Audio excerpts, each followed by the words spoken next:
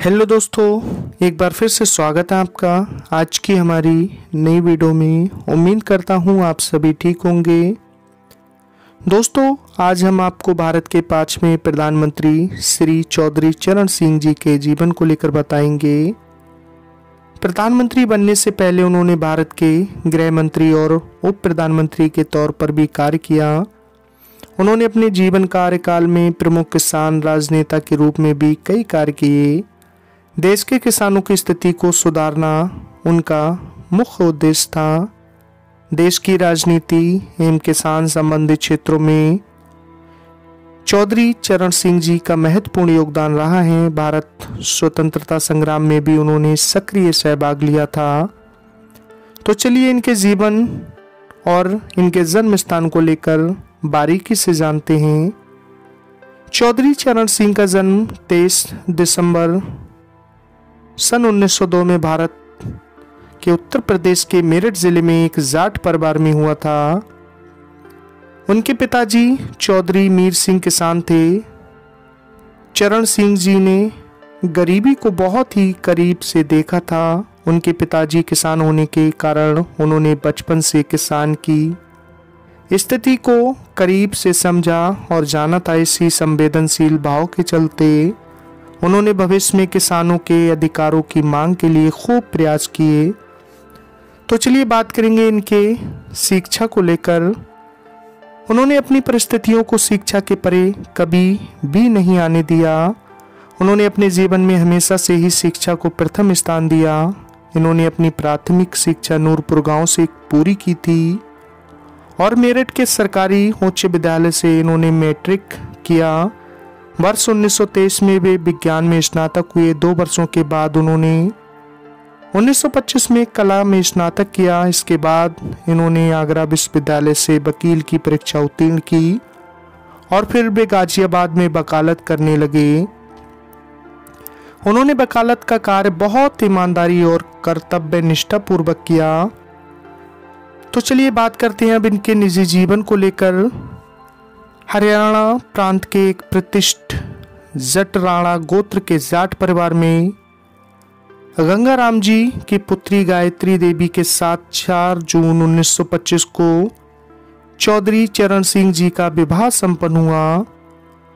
श्री चरण सिंह जी और गायत्री देवी को सौभाग्य से 5 पुत्रियां और 1 पुत्र की प्राप्ति हुई। सरस्वती उनकी सबसे बड़ी पुत्री का विवाह एक विद्वान प्रोफेसर गुरुदत्त सिंह सोलंकी के साथ हुआ। ज्ञानवती दूसरी पुत्री ज्ञान, जो मेडिकल ग्रेजुएट है, सरकारी नौकरी से त्यागपत्र देकर जेनुआ में अपने पति के पास चली गई। वह IPS अफसर हैं।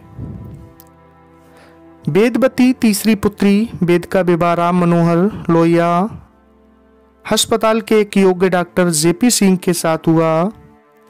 सरोज चौथी पुत्री, सरोज का विवाह श्री SP वर्मा के साथ हुआ, जो कि उत्तर प्रदेश में गन्ना विभाग में अफसर हैं। शारदा 5वीं पुत्री का विवाह वासुदेव सिंह के साथ हुआ। अजीत सिंह, इन्होंने यंत्र शास्त्र विश्वविद्यालय की उपाधि धारण की। वह अमेरिका में नौकरी करते थे। वहां से त्यागपत्र देकर भारत आ गए और लोक दल के प्रमुख मंत्री चुने गए। वे लोकसभा के सदस्य भी हैं।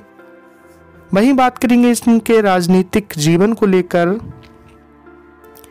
वर्ष 1929 में उन्होंने भारतीय स्वतंत्रता संग्राम में हिस्सा लिया। इसी साल कांग्रेस के लाहौर अधिवेशन में पूर्ण राज्य स्वराज उद्घोष से प्रभावित होकर युवा चरण सिंह ने गाजियाबाद में कांग्रेस कमेटी का गठन किया। वर्ष 1930 में महात्मा गांधी द्वारा आयोजित दांडी यात्रा के चलते चरण सिंह ने गाजियाबाद की सीमा पर बहने वाली हिंडन नदी पर नमक बनाया। इसके परिणाम उन्हें 6 माह की सजा हुई। जेल से बाहर आने के बाद उन्होंने खुद को पूरी तरह से स्वतंत्रता संग्राम में समर्पित कर दिया। वे महात्मा गांधी के अहिंसात्मक विचारधारा से प्रभावित थे। वर्ष 1940 में गांधी जी द्वारा किए गए व्यक्तिगत सत्याग्रह में भी चरण सिंह को गिरफ्तार किया गया था।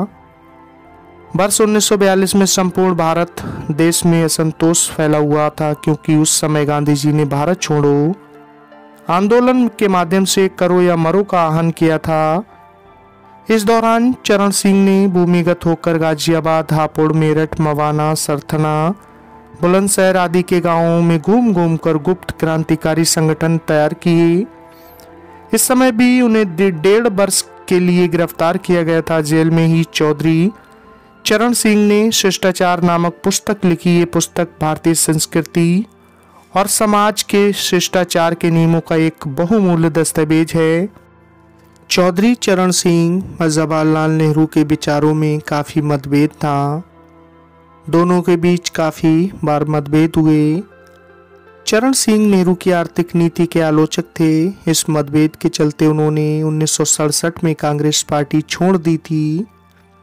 उसके बाद उन्होंने राज नारायण और राम मनोहर लोहिया के साथ नई पार्टी का निर्माण किया, जिसका चिन्ह हलदार था।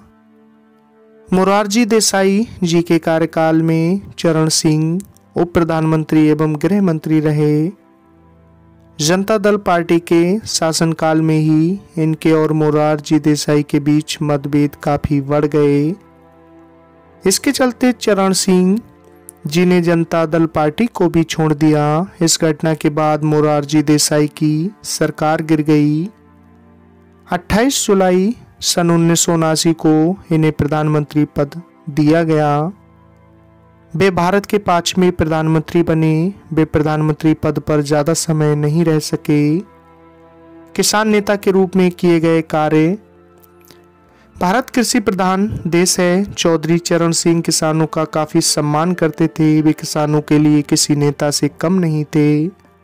उन्होंने उत्तर प्रदेश के किसानों की कई समस्याओं का समाधान किया। हालांकि उन्होंने गांधी जी के कांग्रेस पार्टी का साथ छोड़ दिया हो, लेकिन वे हमेशा गांधीवादी विचारधारा से जुड़े रहे। गांधी जी ने भी किसानों के अधिकारों के लिए बहुत प्रयास किए हैं। आज़ादी के बाद चरण सिंह ने भी गांधी जी के कार्यों का अवलोकन किया। चौधरी चरण सिंह ने सोवियत पद्धति पर आधारित आर्थिक सुधारों का विरोध किया। उनका मानना था कि सहकारी पद्धति की खेती भारत में सफल नहीं हो सकती। वे नहीं चाहते थे कि किसानों की जमीन पर का मालिकाना हक छीना जाए।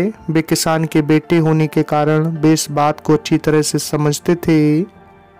उनका मानना था कि किसानों का जमीन पर मालिकाना हक होने से ही इस क्षेत्र में प्रगति हो सकती है। वे कहते थे देश की समृद्धि का रास्ता गांव के खेतों एवं खलिहानों से होकर गुजरता है। किसानों संबंधित मुख्य विचार। देश की समृद्धि का रास्ता गांव के खेतों एवं खलिहानों से होकर गुजरता है। किसान इस देश का मालिक है, परंतु वह अपनी ताकत को भूल बैठा है। किसानों की आर्थिक स्थिति ठीक नहीं होगी तब देश की प्रगति संभव नहीं हो सकती है। चौधरी चरण सिंह द्वारा लिखित पुस्तकें शिष्टाचार, भूमि सुधार और कुलकबर्ग, economic nightmare of India, its cause and cure, abolition of zamindari, legend, proprietorship और इंडियाज प्रॉपर्टी एंड सॉल्यूशंस इत्यादि इनकी लिखित पुस्तकें हैं। दोस्तों वहीं बात करेंगे इनकी मृत्यु को लेकर। तो दोस्तों चौधरी चरण सिंह की मृत्यु नई दिल्ली में 29 मई सन 1987 को हुई। तो दोस्तों ये थे इनके जीवन से जुड़े कुछ रहस्यमय पल। आपको इनके जीवन से संबंधित जानकारी कैसी लगी दोस्तों, हमें कमेंट्स बॉक्स में ज़रूर बताएं और चैनल को भी सब्सक्राइब कर दें। हम आपके लिए एक से एक बेहतर हिस्ट्री निकाल कर लाते रहेंगे। आपने अपना कीमती वक्त दिया, तब तक के लिए धन्यवाद।